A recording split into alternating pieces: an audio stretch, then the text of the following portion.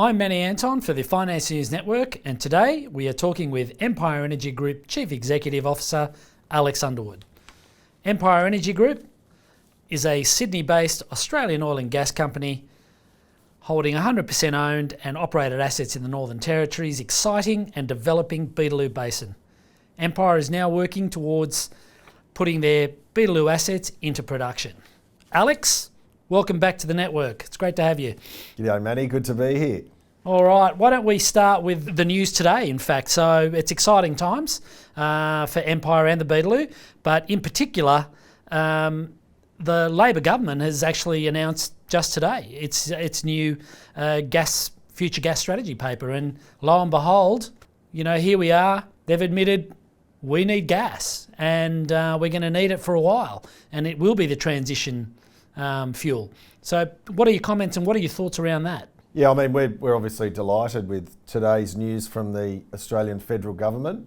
We've had very strong support from the Northern Territory government over a number of years now, and we're very appreciative of that support.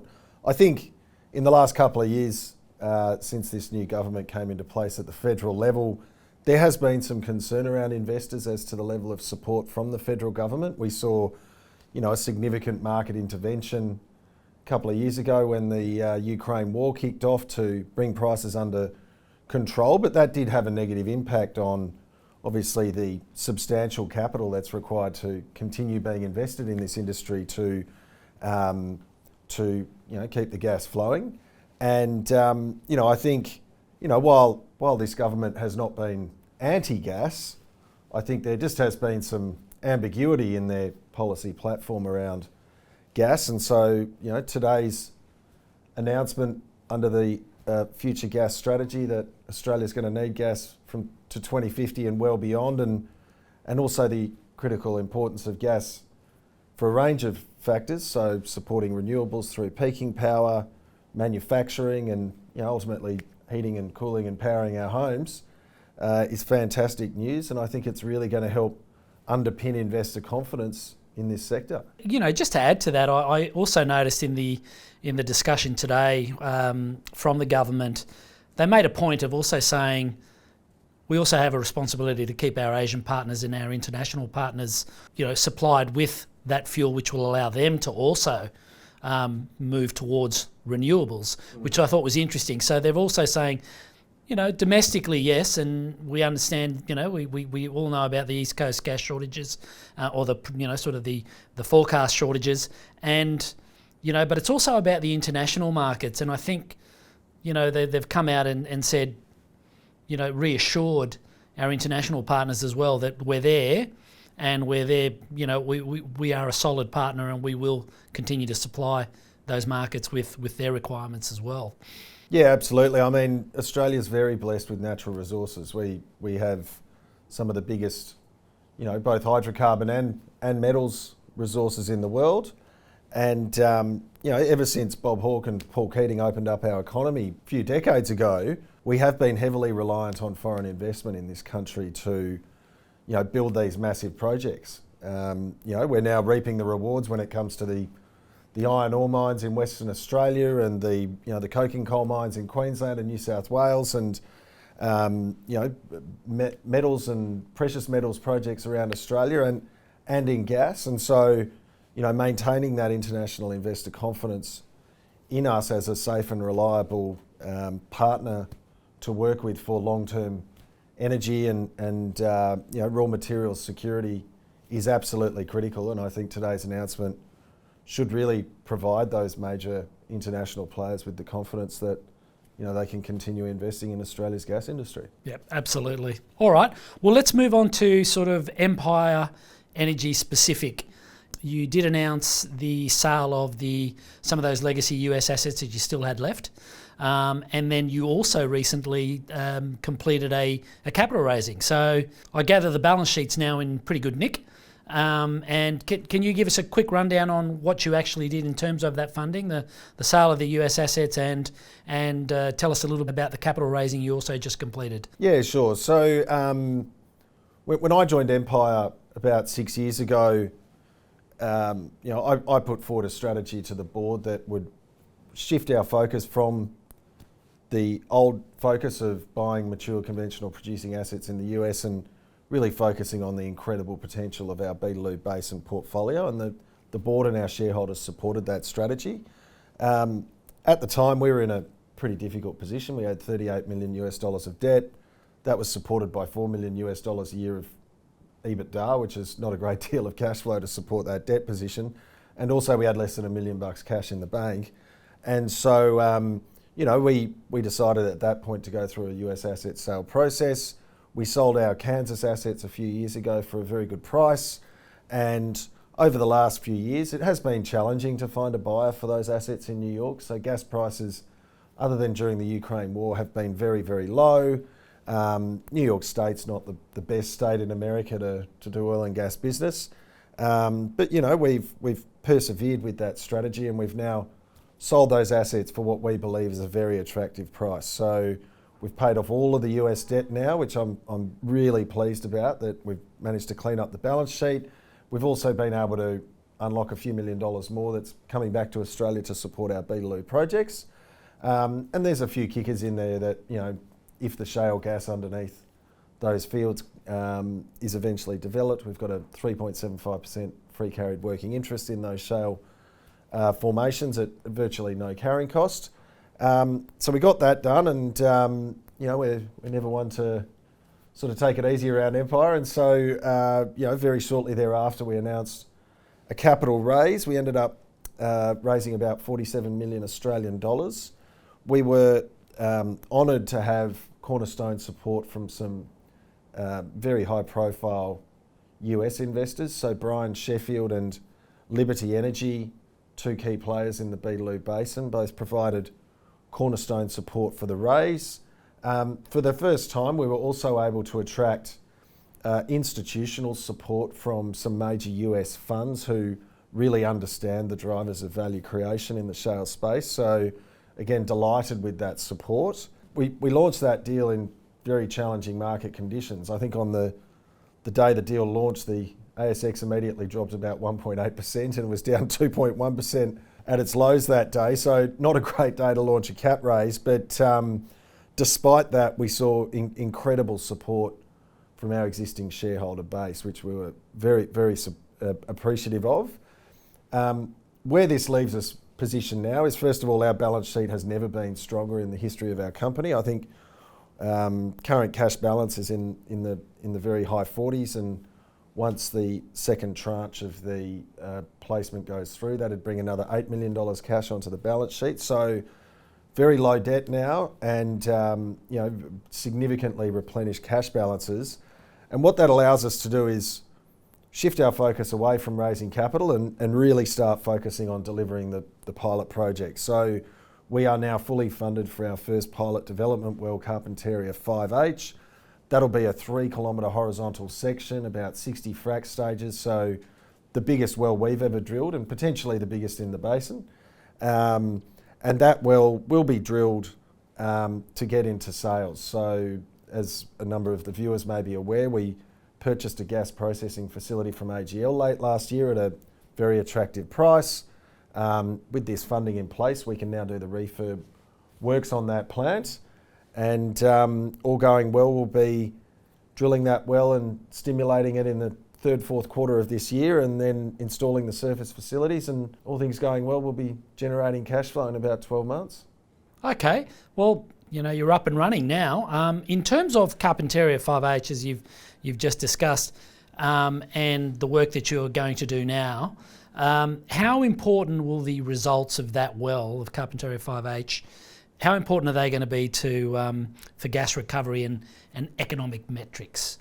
Yeah, sure. Very important question. So, again, if we think about shale gas, we know the gas is there under our feet. It's very well demonstrated that there are huge gas resources that are pervasive right across the Beetaloo Basin.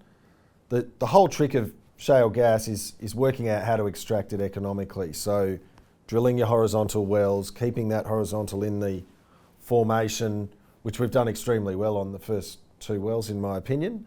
But then also the real art to shale gas is working out how to fracture stimulate these rocks. So there are lots of different methodologies that can be applied that have significant impacts on productivity. Our first 2 wells, I would remind your viewers, were highly experimental well designs. We trialled multiple different frac fluids, we were trialling different perforation strategies.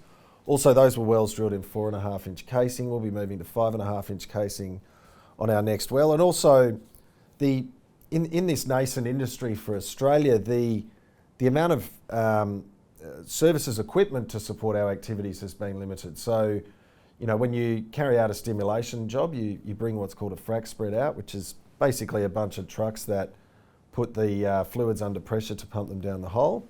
And, Australia's frac fleet until recently has been quite underpowered for shale gas. Liberty Energy will soon be bringing a much larger horsepower frac spread out to Australia. And also they have a highly regarded engineering department. So we are very excited about the potential for continuing this journey in growing productivity through this next well.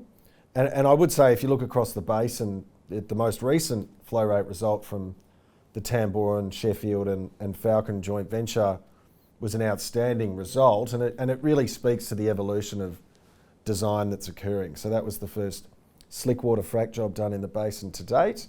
And I think certainly there'll be some learnings that we can take from that in applying a new frac design on this well. So very important result for us coming up, but I think we're really starting to put the pieces of the puzzle together here to drive higher productivity. Yeah, I mean, all of these results are fantastic for the Beetaloo. You're getting the results you want, and the reality is that Beetaloo Basin is increasingly coming into focus for a lot of people now. It's a fabulous resource. So, all right. Well, listen, just to finish up, and coming a little bit back to maybe the East Coast again.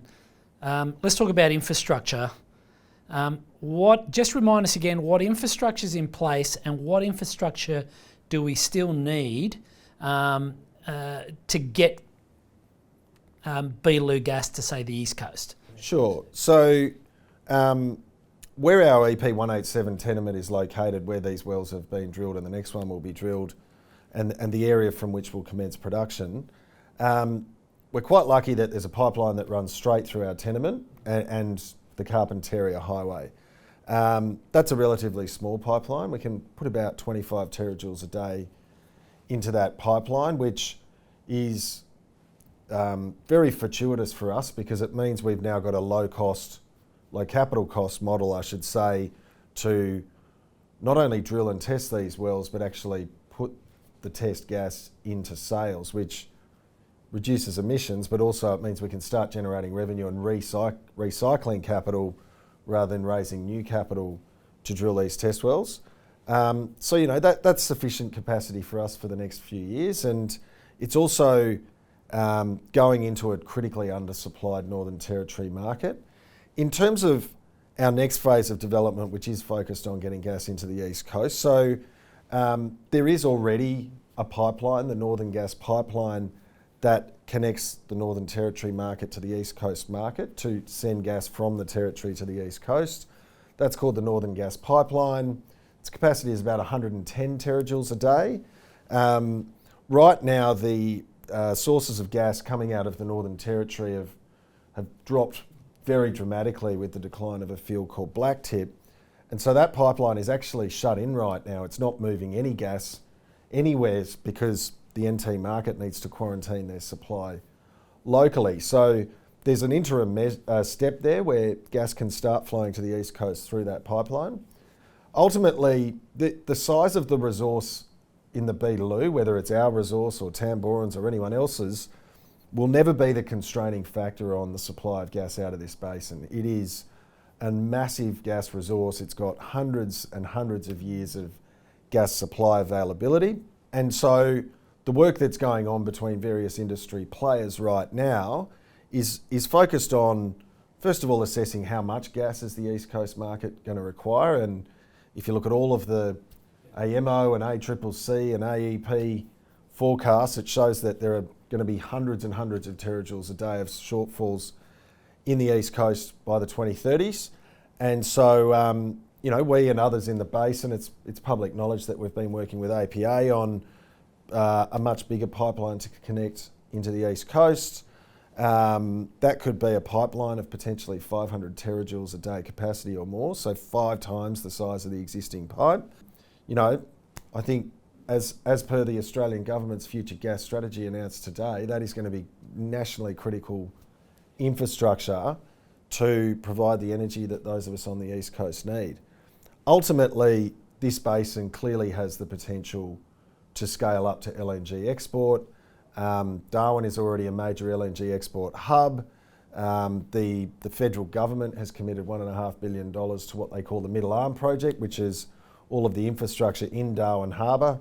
Gas will be a critical feedstock into a number of the types of processes that will happen at that hub.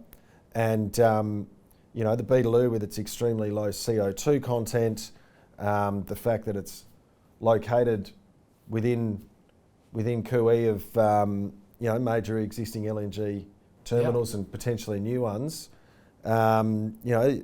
creates a potential for much bigger pipelines up to Darwin. But as a company, we are very focused on walking before we run, and also looking to prove up this resource in the most capital efficient manner possible. So, it's my view, having previously been an investor in this space for a number of years, that if you prove that the resource is economically viable, the infrastructure will come. Understood. All right, well, it's clear Carpentaria 5H, that's going to be pretty critical to doing what you've just said, which is proving up the resource and getting you some metrics. And, it's fantastic. Congratulations on getting this far. And Alex, thank you for your time today. It's been fantastic as always. Thanks, Manny. Great to talk.